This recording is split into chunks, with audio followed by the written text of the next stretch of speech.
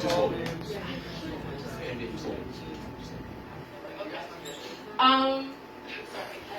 this is my first time ever reading anything ever. It doesn't even really have a name, but I'm just gonna go for it. What's your name? Well, I'm Lindsay. Okay. Hello. So I'm just gonna go for it. When the male voice first arose out of the guided meditation app, my gut instinct was to somehow hurl my exhausted body across the room and shut it off. After all, do I need another man telling me what to do? Yet, per usual, a soft voice and wish for my well-being enticed me to give him a chance, in spite of my hesitation.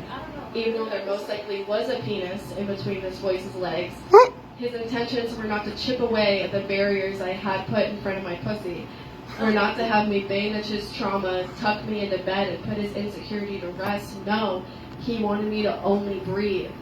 Breathing, something that automatically speeds up when you're near me, and something that stops when I see her in your vicinity.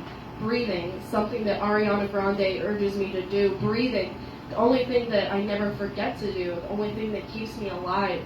I no longer feel like a recovering, for lack of a better word, badass woman, because once again I give in to a male. This feels different though, because instead of stealing the pieces of myself, I am laying out for him and using them to keep himself warm from his own personal winter of callousness. He asks me to pick them up, to dust them off, and to look at them closer. There is no urgency in his tones, just optimistic encouragement, and so my hands tremble above these fragments of my being. I see the tear stains lining pillowcases. Breathe. I see bottles of beer and liquor haphazardly stacked up and organized into the shape of every man I have ever loved. Breathe. I see hands that have both held me and hurt me. Breathe. I finally pick them up.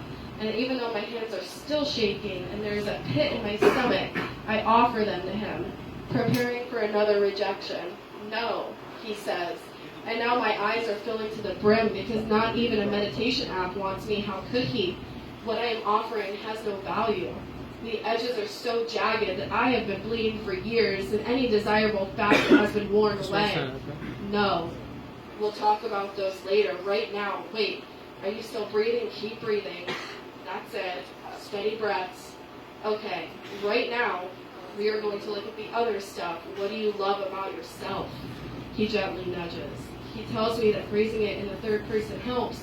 Just like all those times as women, we step outside ourselves to survive.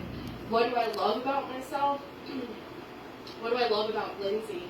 I look back down at my hands. They are no longer distressed with blood and tears and pain. They are holding each time. I have heard the words, I feel like I can tell you anything. And how my cheeks felt when a smile formed on my face every single time. The empathy and understanding I have felt for the transgendered woman that is beaten for trying to survive her own biology, for the homeless man on the median of US 1 in the dead heat of the summer, the old woman begging for change, the abused women, the men who wear their masculinity like shackles, the people whose hands shiver when they remember. They are holding my laugh, not the times I quieted it down to be more attractive, but the times that I let it burst out of me like a caramel chocolate in one's mouth, sudden but sweet, the times my laugh spread across a room and filled the starving. They are holding every moment. I forced myself to get out of bed, to sit and lecture, to take my medicine, to give myself permission to cry. They are holding my loyalty, my vulnerability, my self-awareness, my resilience, and when I looked closer, they were holding my lineage, my wide hips, my sharp tongue, my foul mouth, my hair, my teeth, my middle finger. Breathe.